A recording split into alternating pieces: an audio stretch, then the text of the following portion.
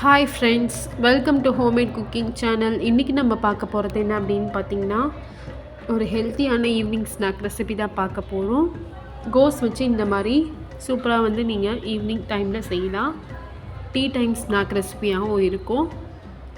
இப்போ வாங்க இந்த கோஸ் போண்டா எப்படி செய்யறதுன்னு பார்க்கலாம். வீடியோவை கடைசி வரைக்கும் பாருங்கள். மறக்காமல் இந்த ஹோம்மேட் குக்கிங் சேனலுக்கு சப்ஸ்கிரைப் பண்ணிக்கோங்க. இப்போ வாங்க வீடியோக்குள்ளே போகலாம். கோஸ் ஒரு கப் எடுத்திருக்கேன். அது கூட பார்த்திங்கன்னா 2 வெங்காயம் கட் பண்ணி வச்சுருக்கேன். இப்போ வாங்க எப்படி செய்கிறதுன்னு பார்க்கலாம். ஒரு பாத்திரம் எடுத்துக்கோங்க. அந்த பாத்திரத்தில் கோஸையும் அந்த வெங்காயத்தையும் சேர்த்துக்கோங்க. வெங்காயமும் கோஸும் நல்லா மிக்ஸ் பண்ணி விட்டுக்கோங்க.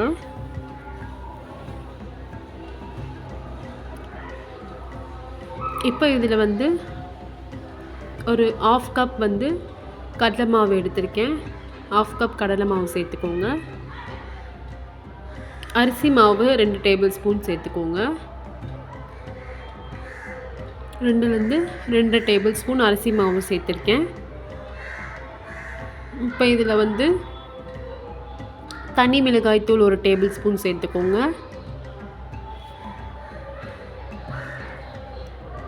மஞ்சள் தூள் 1/4 டேபிள் ஸ்பூன் சேர்த்துக்கோங்க. Ginger garlic paste 1 tablespoon சேர்த்துக்கோங்க. தேவையான அளவுக்கு உப்பு சேர்த்துக்கோங்க.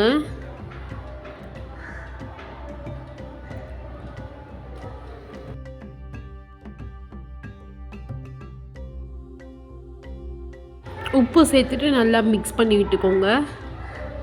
ஃபஸ்ட்டு தண்ணி எதுவும் சேர்த்துக்காதீங்க. கோஸ்லேயே நிறைய தண்ணி இருக்கும். கொஞ்சமாக தண்ணி ஆட் பண்ணிக்கோங்க. கரெக்டாக இருக்கும். நல்லா இந்த மாதிரி பிசைஞ்சுக்கோங்க. இப்போ கொஞ்சமாக தண்ணி சேர்த்துக்கிறேன். நல்லா இந்த மாதிரி பிசைஞ்சு வச்சுக்கோங்க. இங்கே பாருங்கள், இந்த பதத்துக்கு நல்லா பிசைஞ்சுக்கோங்க. இப்போ எண்ணெய் கடாய் வச்சுருக்கேன். எண்ணெய் நல்லா சூடாகணும். எண்ணெய் சூடானதுக்கப்புறமா போண்டா போட்டு எடுத்துக்கலாம். இதை பார்த்திங்கன்னா எண்ணெய் நல்லா சூடாகிடுச்சு. உங்களுக்கு நான் போட்டு காமிக்கிறேன். நல்லா இந்த மாதிரி தட்டிட்டு இந்த மாதிரி போண்டா போட்டுக்கோங்க. வடை ஷேப்லேயும் நீங்கள் போட்டுக்கலாம், போண்டா ஷேப்லேயும் நீங்கள் போட்டுக்கலாம். எந்த ஷேப்பில் உங்களுக்கு வேணுமோ அந்த மாதிரி நீங்கள் போட்டு எடுத்துக்கலாம். இப்போ இன்னொன்று நான் உங்களுக்கு போட்டு காமிக்கிறேன்.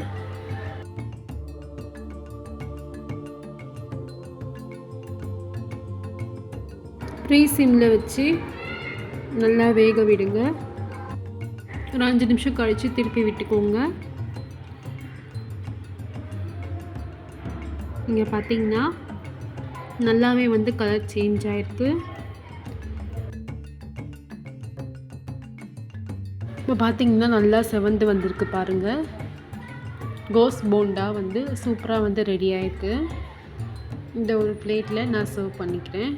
பிளேட்லேயோ இல்லைன்னா ஒரு கிட்டத்துலேயோ இந்த மாதிரி சர்வ் பண்ணிக்கோங்க. இங்கே பாருங்கள், சூப்பராக கலர் சேஞ்ச் ஆகிருக்கு.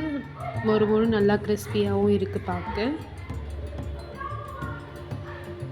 இப்போ பார்த்திங்கன்னா கோஸ் போண்டா சூப்பராக ரெடி ஆகிடுச்சு.